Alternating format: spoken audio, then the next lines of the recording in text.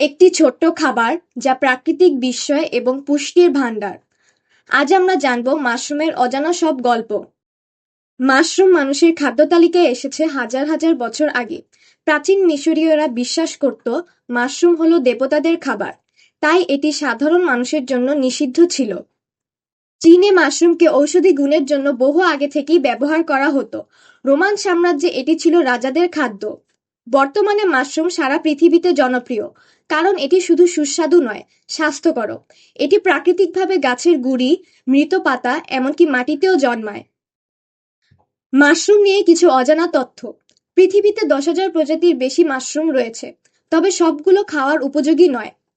জাপানে একটি বিশেষ মাশরুম আছে যাকে বলা হয় এনোকি, যা ত্বককে সুস্থ ও উজ্জ্বল রাখতে সাহায্য করে। মাশরুম হলো একমাত্র উদ্ভিদজাত খাবার যা ভিটামিন ডি সরবরাহ করতে পারে। পৃথিবীর বৃহত্তম জীব হলো একটি মাশরুম। এটি যুক্তরাষ্ট্রের অরেগন রাজ্যে অবস্থিত, যার আয়তন প্রায় 3.5 বর্গ মাইল। মাশরুমের কিছু প্রজাতি জ্বলতে পারে, যাকে বলে বায়োলুমিনেসেন্স। রাতের বেলা এগুলো দেখতে একেবারে জোনাকির মতো। মাশরুম কেবল সুস্বাদু নয়, এটি আমাদের স্বাস্থ্যের জন্য অসাধারণ উপকারী।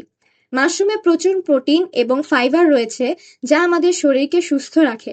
এটি কোলেস্টেরল কমায় এবং হৃদযন্ত্রের জন্য ভালো। মাশরুমে অ্যান্টিঅক্সিডেন্ট রয়েছে, যা ত্বক ও চুলের জন্য উপকারী। এটি রোগ প্রতিরোধ ক্ষমতা বাড়ায় এবং ক্যান্সারের ঝুঁকি কমায়।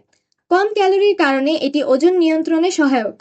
মাশরুম চাষ করা খুবই সহজ এবং লাভজনক। চাষের জন্য প্রয়োজন শীতল ও অন্ধকার পরিবেশ। গমের ভুসি বা কাঠের গুঁড়ির মতো জৈব পদার্থে মাশরুম সহজেই জন্মায়।